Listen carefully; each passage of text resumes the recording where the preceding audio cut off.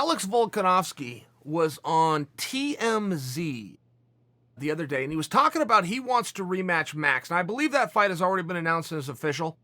But what I'm talking about is him saying, this is the match that I wanted. I need to beat Max because there was some questions after that first fight. Max was the greatest featherweight of all time. Now I'm here.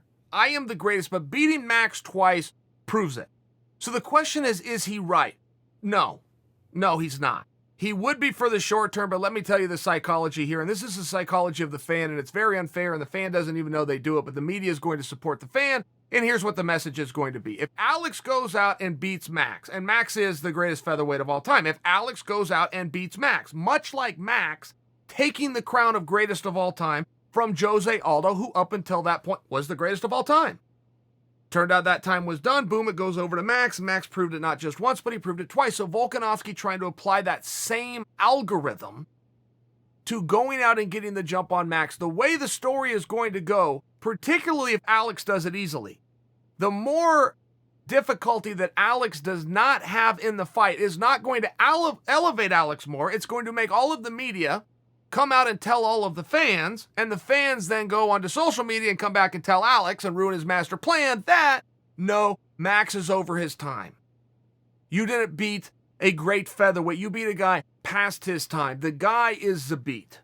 You need to go out and do business with your ear. It's going to be more of talk like that. Now, before that is to bother or hurt Alex's feelings or even his motivation. Without that, Alex, guys, we don't have an industry. There is no fight business unless there's more questions constantly put out there, more obstacles. If you ever can successfully climb that mountain, you're not going to like how your career goes.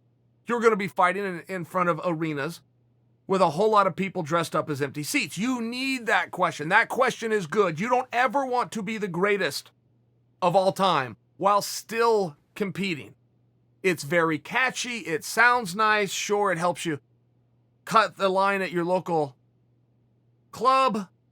It doesn't do anything for you for business. You want those questions. You want to constantly be questioned. You want this guy's on a good run, but that run's going to stop, and I know who can stop him, and it's this Saturday night. I can't wait to watch. That's what you want, as much as you believe that it would be fun to walk around and everybody go, you're the greatest of all time. You're the greatest. No, not actually what you want. You want that question. You want to drive, you got to keep that drive from that question. What you want to be is the guy that fights anybody at any time and can beat them. If you can do that, then you're the greatest of all time. But if you will fight anybody at any time and you can beat them, you will also be the first to do it. Because the sad reality is, while we are in a tough sport, we are still plagued with a bunch of wimps.